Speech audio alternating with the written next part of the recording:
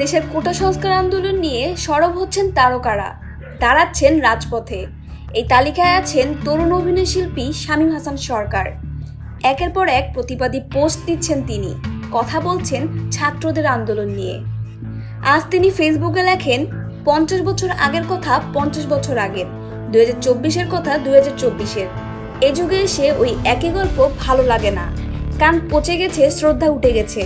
আমাদের একটা মুভি ভালো লাগলে আমরা 20 বার দেখতে পারি, কিন্তু 50 বছর ধরে দেখি না কেউ।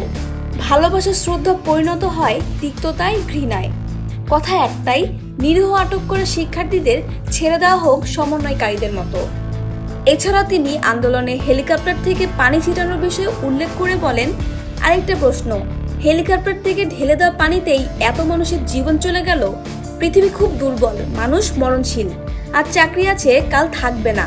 রিটায়ারমেন্টের পর আপনিও সবার সাথে একই কাতারেই, কেউ মনে রাখবে না।